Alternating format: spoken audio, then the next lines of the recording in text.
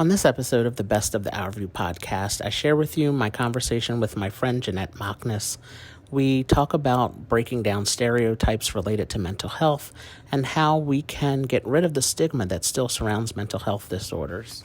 I'm Janette Mochnacz, and I am 34 years old. I have my own photography business, and then I'm also like a marketing specialist during the day. So it's a full-time job, and then the weekends are photography. And then I also, in 2017, started a nonprofit, which is sort of great. That has been put on hold. It was for the homeless. That has been put on hold because of COVID, of course. In high school, my sophomore year, my older brother passed away unexpectedly. And then senior year, my father passed away. So it was a lot of heavy stuff at such a young age. And at that time, I thought to myself, okay, I'm just sad because these things happened to me. And you go to your regular doctor at that time. It was probably still my childhood doctor. And it was like, okay, I'm going to put you on, at the time it was Zoloft. And I said, okay, went off to college. Something was off with me, right? I just didn't feel right, but I couldn't put it into words what I was feeling.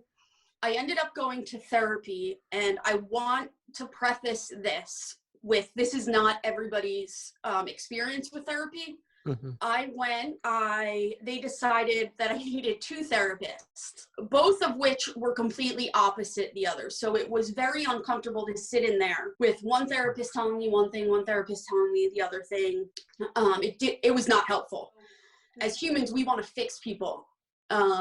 You want everything to be okay, or you really want something tangible to say, all right, well, this can be fixed, this can be fixed. Unfortunately, with mental illness, that's just not the way it works. So I stopped going to those therapists about a year after.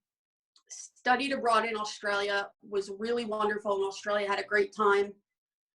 Was probably the best I've ever been. And I look back on that often and think to myself, like, if I didn't have family here, I would have stayed there. Things were okay. Why they were okay? I think just because I pushed everything down. I knew I had depression. I knew I had anxiety. Those were, I was diagnosed with those. Then the 4 years ago, when I was in the bathtub hysterically crying and saying, I just don't want to do this anymore. And I started therapy. She was like, I'm not your traditional therapist. I'm not going to sit here. And she's like, I'm not for everybody. And here's the thing, and this hits home. Because of my terrible experience with my first therapists, I did not want to go back. But what I've learned is therapy is like finding someone that you're going to marry, right? You go on all these dates, some of them don't work out. Why don't they work out? I don't know, it just doesn't fit. Your personalities don't fit. The way that they talk to you doesn't make you feel comfortable, right? So I sat down with my therapist now, and I was like, this is it. Like, I knew from the get-go, like, this is going to be the one. So I just want to say that because a lot of people that I've spoken to also are very much like, I don't want to go to therapy. I tried it once, it didn't work. And I get that mindset, right? I get it 100% because I was there. But then I'm able to say, okay, I was there. I gave it, however many years. Now I'm back at it, and I can't see my life without it. Like, I honestly think everybody should have a therapist, just to have somebody to talk to that has no connection to anything else that's happening in their life. Right. Even if you're not mentally ill, everybody can really benefit from it. So I started going to this therapist about 4 years ago, and she said she had diagnosed me major depressive disorder, anxiety, and at the time PTSD, given the situation with my brother. So she made it very clear that it was going to be harder. It was going to be hard before it got easier. And because what happens is, and she explained this to me, is your brain won't let you remember things until it believes you have the support system to handle it. So back when I remembered what had happened to me, I had the support system, I had friends, but then, I went to therapy and they sort of took that from me. They took my mom from me because of what she said. The suicide attempt took some people from me. So through therapy, I also was diagnosed with OCD and borderline personality disorder. So it's just like a plethora. I basically have everything under the sun. But I decided that moment when I went to therapy, I am going to be super, super open about my mental health issues. And I'm not talking about sharing a meme, right? People do that. You can do that. You can share the suicide phone number, and that's still great. Don't get me wrong.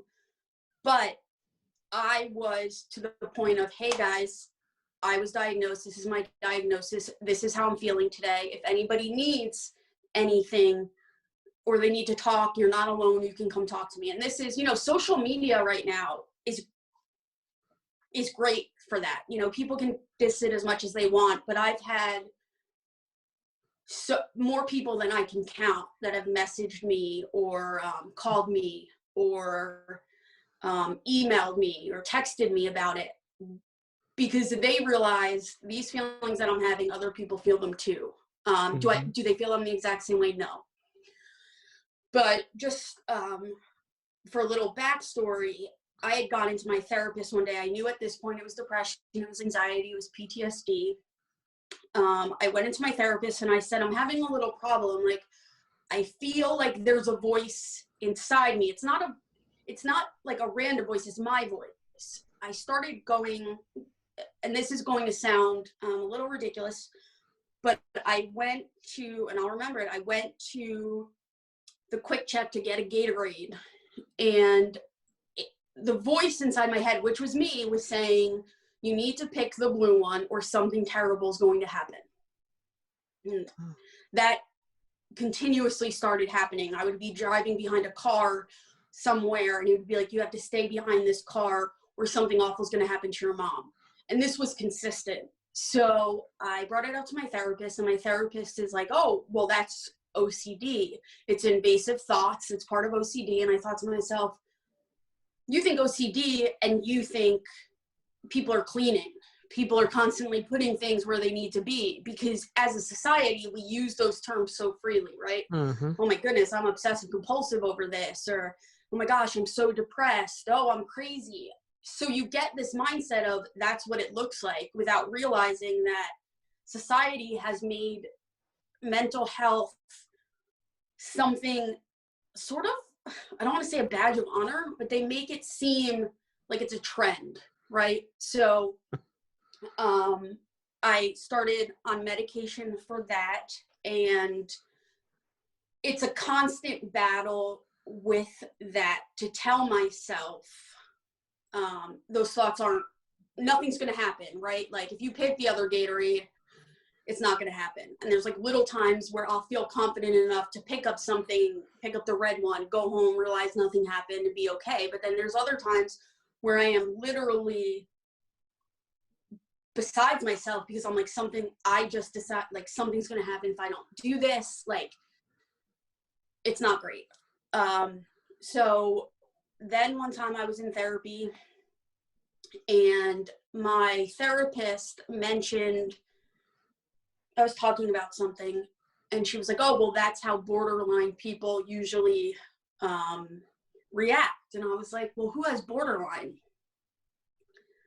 She was like, you do. And I was like, no, like, she was like, we haven't discussed this. And I was like, nope, definitely didn't discuss this. And if you know anything about mental health, or, maybe you don't even need to know it, borderline personality disorder is villainized. I left therapy the moment she told me, in tears, because I was like, I'm done. I don't want to do this right now. And I left. I came home, and for weeks, I Googled borderline personality disorder, and everything that pops up talks about us being manipulative, and in general, just really terrible people. And I didn't go back to therapy for a couple weeks because I couldn't get my head wrapped around that I was being categorized as someone that was manipulative or terrible, or because in my mind, and the people in my life's minds, like the people that I spoke with, they're like, you're the furthest thing from that.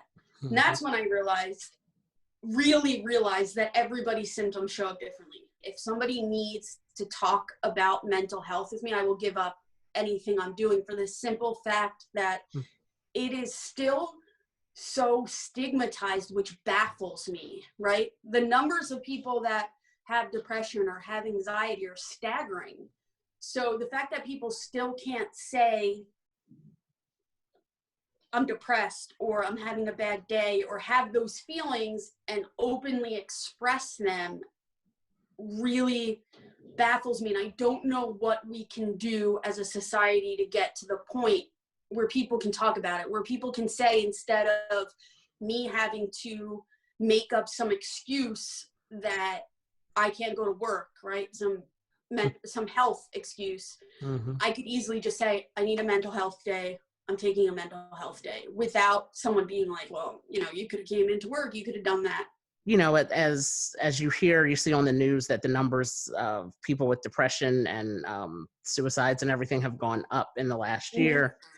It's still something very uneasy for people to talk about, unfortunately. And it's just, we have to make it a more common thing to talk about with ease, and not the embarrassment that people may feel with it, as you expressed as well. It's just hard to really get that, to get through that, I think, for a lot of people and society as a whole.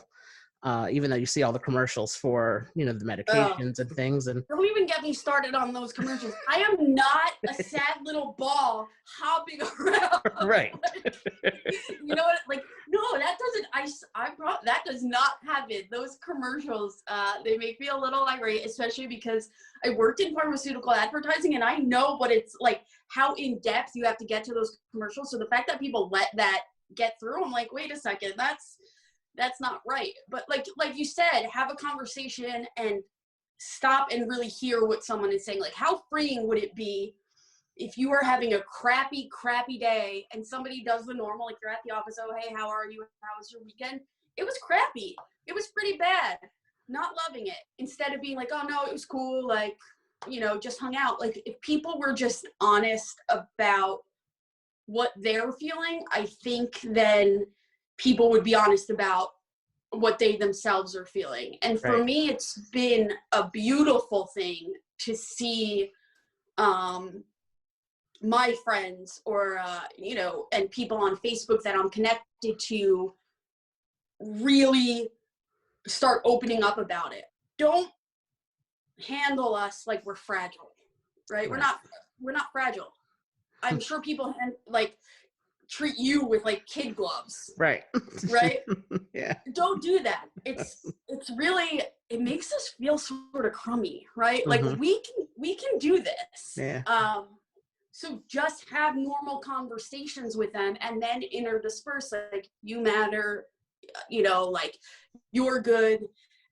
And I'm super happy because I put out so much over the past 4 or 5 years that now if I put out, I put something out today. It was a post secret about someone saying that at their work office, they would be so sad if someone committed suicide because they didn't see the signs. And the person that wrote the postcard was like, guys, I'm here. Like, these are the signs.